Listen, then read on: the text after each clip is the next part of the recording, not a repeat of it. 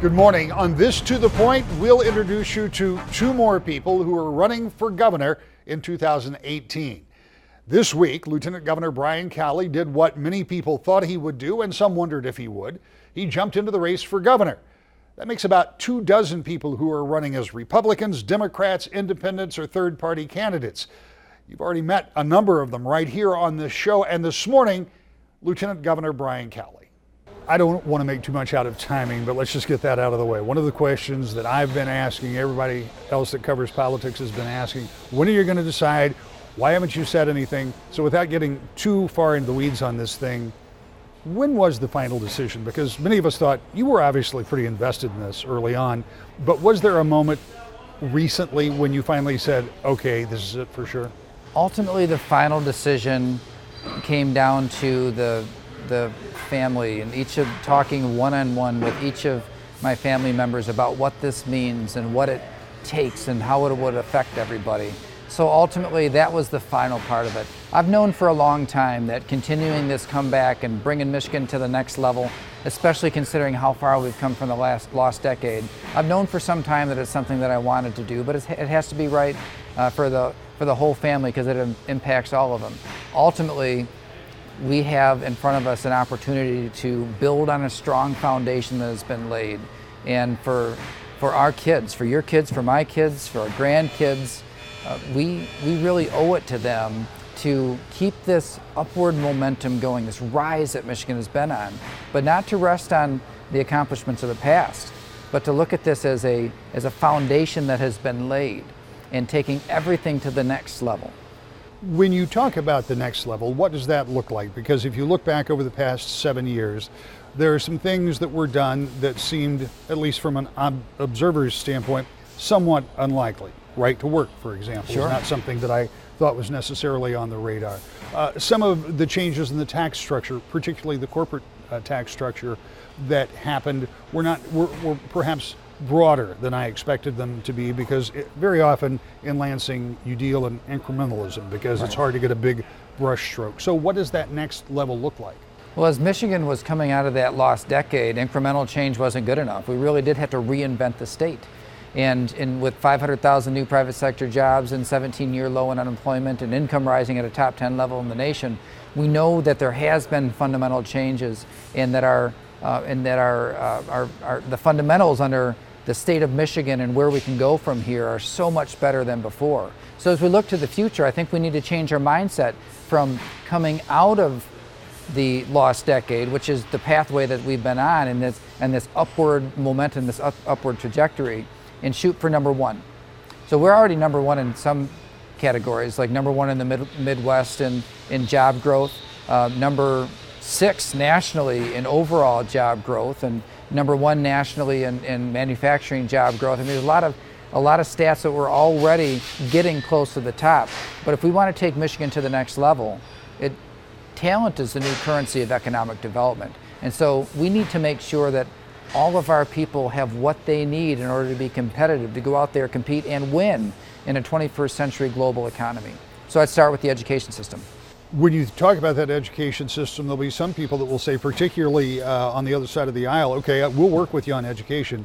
You need more money in education because there needs to be smaller class size. There needs to be more resource. There needs to be more focus. And I should point out that more focus has been put on pre-K, but you know what that argument is. The great thing about economic growth is that when the taxpayers out there are doing well, that it means that the state is also in a position where it can make additional investments. And so in education, I think the taxpayers of the state of Michigan just want to make sure that they're getting good outcomes. Right? Our kids deserve the best. And so the idea of saying we got to move our budget around and make some changes in order to invest in our kids, I think you could get a lot of widespread support on that. It's just a matter of making sure that we have the best outcomes. So there's in that pre-K through 12 education reform, it means we've got to make sure kids, when they get to kindergarten, they're ready to learn. We've got to make sure that every kid becomes a great reader, because you have to read to learn how to do all the rest you need to do. And then when a kid is leaving school and they grow up and they become adults and they go out there to whatever the next stage in their life is, we need those kids to be able to to be ready to take advantage of all the opportunities the world has to offer. And that means more than just filling in the right bubble on a standardized test. In the environment in which we stand, we see people that are doing skilled jobs, and they are jobs that many of our students aren't training for. I know the governor made it a high priority. You have talked about this as well. I assume that within that education reboot, if that's what we're talking about, right, you'd like for people to once again focus on jobs like these. That's the second part of the plan. So the first part is that pre-K through 12 system. The second part of the plan is bringing back skilled trades, and I'm talking about building on the work that's already been done. So we got apprenticeships, we got skilled trades programs and career and technical education that have been on the rise in recent years. But I want to make it so that in the first 4 years that we have 100,000 more skilled trained employees out there to take advantage of the opportunities there in the world. And this is a very short pathway for somebody to go from needing an opportunity to having a great career.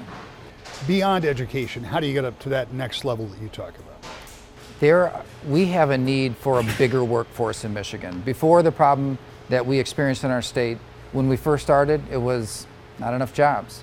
But today, we're hearing from employers that they're having a hard time, small employers, mid-sized employers, large employers, they're having a hard time finding enough people with the right skills to fill those jobs. We need our workforce to grow more. It is growing now, we need it to grow more. In order to accomplish that, I believe we need to transform our social service system, social welfare programs, make it a springboard to employment. It's not good enough just to sustain a person where they're at a place of dependence on the system, but instead to transform the very application process to that into a plan to be more independent, to get a person from that place to work. And if we can accomplish that, if we can expand our workforce by about 10%, I think we own the future economically. It's good for our families, it's good for our communities, it's good for our economy across the state, and it's good for those people that need a chance to get off the sidelines and back to productivity. If you think about where we were economically when you and Governor Snyder were elected, there were only two choices: complete collapse or improvement. And depending on who you talk to, clearly we didn't collapse. You and your administration take credit for many of the things that happened because of policies you put in place. Others would say there was a natural growth in the economy, the upturn from the recession, whatever that is. We aren't at that low ebb. So what kind of growth going forward are we talking about? Because the next 8 years, it seems likely to me, cannot grow as much as the last 8 years. Well, I think that what we've proved we can do in the last 7 years is such that we can make the future whatever we want it to be. That we realize now, more people in Michigan realize we don't have all the limitations that we thought before. No, we took our business climate, the climate for giving jobs, from 40th to 12th in the country. In the corporate tax environment, we took from 49th, second worst in the nation, to 8th best in the country. That was a real statement. We became a right-to-work state. I mean, there were so many different things. We balanced the budget as a matter of routine. We reduced debt by $20 billion. We've saved for the future of the rainy day fund. I mean, all of these things have happened here. And I want to move forward with the type of leadership that captures people's imaginations about reaching higher and doing better than maybe what they think is possible today. And in the end, if you achieve all your goals, my attitude is it means your goals weren't high enough. We should set our goals so high that there's an improbability of getting there, and then just completely go after it, put everything that we can into it, because this trajectory that we've been on, 500,000 jobs in Michigan, that would have seemed like a fairy tale in 2009, but it happened. And now, as I say something like we need to be the #1 pre-K through 12 system in all the country, well, some people will say that's not likely to happen. Look what we just did.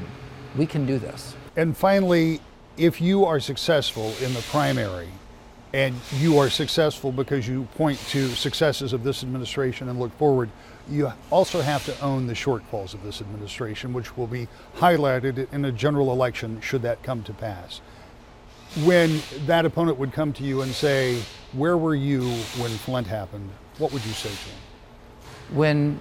What I decided to do was to literally move my office to Flint, to be on the ground, shoulder to shoulder with people working on the recovery. See, the politicians and the people in the political system, they love to argue and fight and point fingers and look backward all the time. They're so focused on the rearview mirror. But the people of Flint needed somebody that was going to look forward, that would work with them on recovery.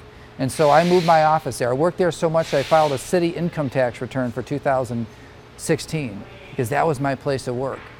I rolled up my sleeves and I was with the people and owned it with them, this recovery and pushing it forward.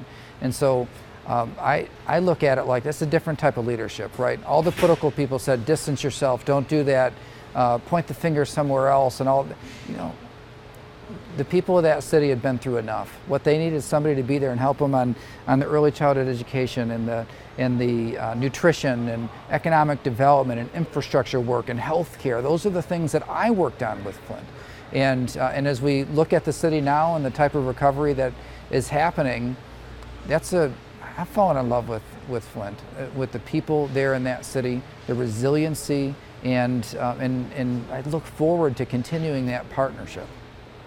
As I said, the Lieutenant Governor joins an already crowded field, and of that 24 or so people who have indicated they'll run, we don't know how many of them will make the ballot, but it will be an interesting race and one that we'll continue to follow right here every Sunday morning. And we're back with more To The Point.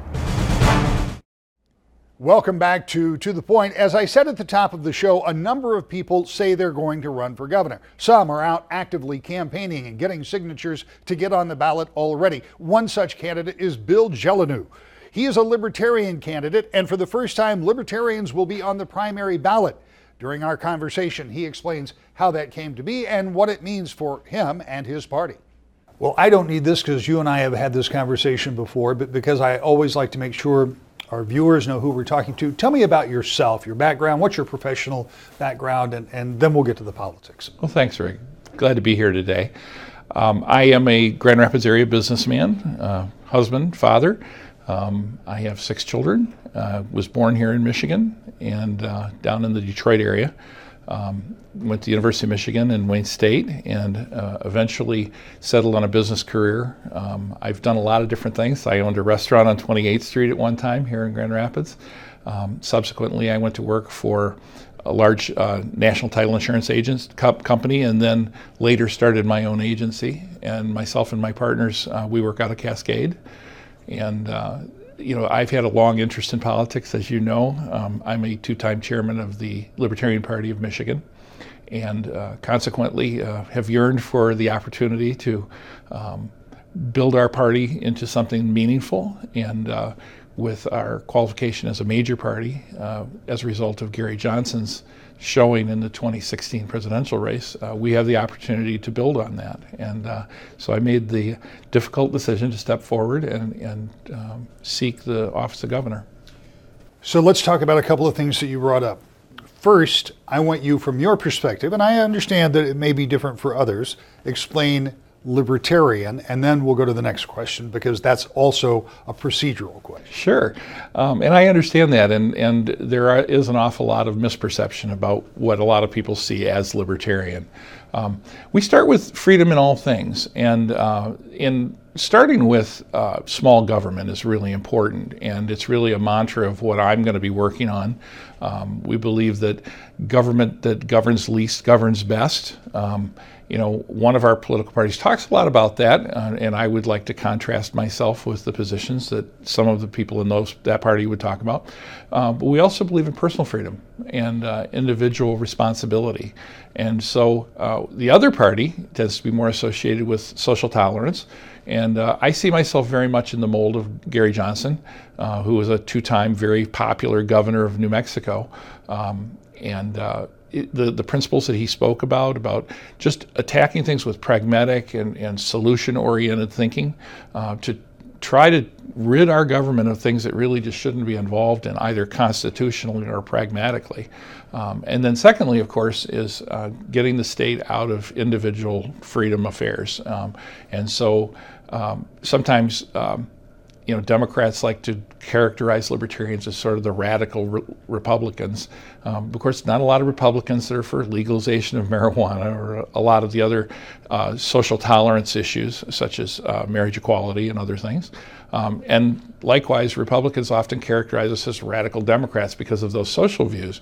Of course, we don't see a lot of them talking about getting rid of the income tax entirely. Some do.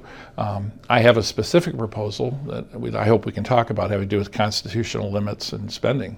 Yeah, absolutely. We'll talk about that. But before we get too far away, since you already brought it up, let's talk a little bit about this major party status, because this is a change. Normally, all of your slate of candidates would have been chosen at a convention. Correct. That's how it's been done in the past.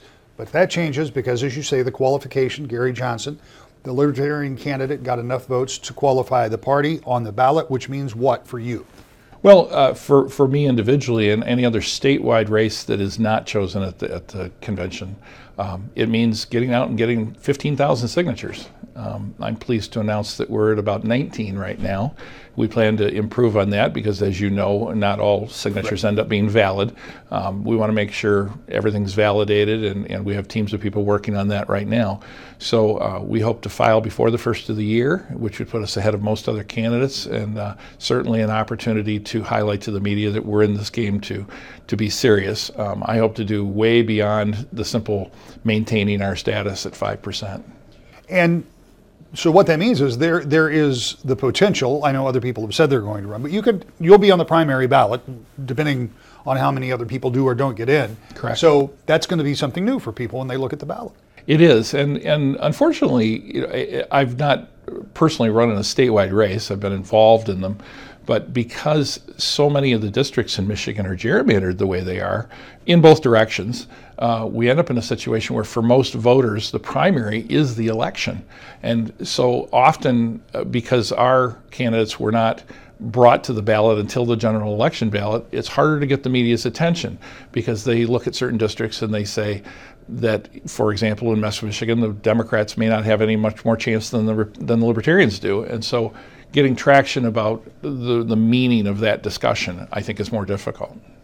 Okay, so now let's come back a little bit to what you were talking about and your plan. You said doing away with income tax. As you know, this year in the House of Representatives, the first item of business for the new speaker and for his leadership team was to have a 30-year phase out of the income tax, which as a practical matter was not likely to happen because it would presume to bind future legislatures, which you cannot do. So their fallback plan was to just get rid of the hike that happened back in the early 2000s, up to 4.25 or wherever it is, back down to 3.9. That didn't happen either. Right. So now you say you have a plan. What's your plan? I do, and it's something, one of the things that's true is many of these taxes, when they're put in place, whether it's the sales tax, the income tax, many of the other taxes that we use, they're very complicated in terms of how they distribute to various pieces. I began to look at where we are. The fact is that because of the realities of what's gone on in Michigan in the last decade, our spending has come down an awful lot. In fact, we're well below the constitutional cap that's mandated by the Headlee Amendment that passed in 1978. And so I went and I looked at those numbers and I said, if we're serious about small government, maybe the first thing we could do is drop that cap by 10%. So our current spending level is running about 8.1% of personal income. That limit is 9.49. So by reducing it by 10%, it actually brings it down to 8.55, which is above the spending limit we're currently at. So I don't think this is really a radical proposal, but I do think it's an important proposal because it sets that threshold that says we can't go back to being a high spending state. So it's one of the challenges that I'm going to make to the Republicans in particular who talk about small government to endorse that plan to reduce the Headlee Cap. I feel very fortunate that I knew Dick Headlee personally. It's just a quirk of circumstance when I was involved with the JCs, and he was a former president of the U.S. JCs. And over about a 4-year period of time at his business at Alexander Hamilton in the Detroit area, when I was a young man, I got to know him pretty well. And I know how passionate he was about individual freedom and voluntarism. And that's one of the reasons why, you probably see my little thing on my coat here, I'm a big believer in voluntarism. And I began donating blood because of my belief in those things. And so I think that process of step by step eliminating things, the income tax, I think, is something that down the road we can take a look at how to do that, and it is incredibly complicated. But reducing the Headlee limit we could do now, and that would start to send a message to everyone involved in the legislature that they need to focus on core priorities. There are people, as you accurately point out, that talk about smaller government, but many of them at the same time will say, however, there are some real infrastructure needs that exist in this state. And even with the plan, as difficult as it was to come up with, to do something about infrastructure spending, specifically roads and bridges. And that infrastructure costs, by the way, or needs, go well beyond just roads and bridges. But even as difficult as that was, there are many who believe that's not nearly enough money to fix Michigan's roads. We don't have to get into a big roads discussion, but my point is, my question to you is, if you reduce Headlee, if you lower the cap, how then do we get to, if you believe that those are functions of government that need to be fulfilled, how do we get there? Well, I think it's a combination of things, but let's talk first. We're currently at a certain spending limit, a number, which I don't think needs to go up. Now, there are going to be some trade-offs, and another part of my plan, which I think is going to be a one-time opportunity, is the legalization of marijuana. And in conjunction with that, there are some things that I think we can have government stop doing. First of all, most people with any thought have put time into the fact that we need prison reform. You know, we hold about 30% more people in our prisons per capita than their surrounding states, Indiana, Ohio, Illinois. And if we simply reduce our prison population, and I would go this far, is that if I am elected governor, I will provide clemency to all the people who have been convicted of non-violent drug crimes. And so by doing that, we're able to get people who need treatment into treatment and not give them a $45,000 a year prison bed. So those create opportunities to redirect monies to other things. The other important part of my plan that I have written on my website has to do with the strategic fund. I believe most of those functions can be gotten rid of. I don't believe in subsidizing business, not profitable businesses or future businesses or any other kind of businesses. I think that Michigan's efforts to attract business with subsidies and discounts and things that they do along those lines are very, very destructive. And it only has to come up with a couple examples. We all remember back when we were younger, the Pontiac Silverdome, and it was a 25-year, $800,000 a year commitment, which in today's figures probably sounds smaller. But as the two parties have gone back and forth being in charge, we had a boondoggle with the old Lear plant at Hangar 42, which was Jennifer Granholm's favorite project. Now it's Switch, where the government is passing a specific law to subsidize one company. I think these are bad ideas. I think neighborhood enterprise zones, I'd like to see the whole town be an enterprise zone so we can lower taxes and make it more possible for entrepreneurs to really get our engine going. Things are going well in Michigan, but they can go better. And this is not a time where we need to spend a lot of money attracting businesses. You know, there's the big auction for Amazon. I think we should just say no. Over the past several weeks, we've introduced you to any number of candidates running for different offices here in the state. It's very early. Very few have qualified for the ballot yet, but it's important that you know who's out there and who's running. And we'll continue that here on this program on Sundays. We'll be back with more To The Point. Decision 2018 will be a big election here in Michigan, from governor, lieutenant governor, attorney general, secretary of state, all of the House, all of the Senate. There'll be a lot of candidates to introduce you to. I hope you'll join us as we do that every Sunday morning right here, To The Point.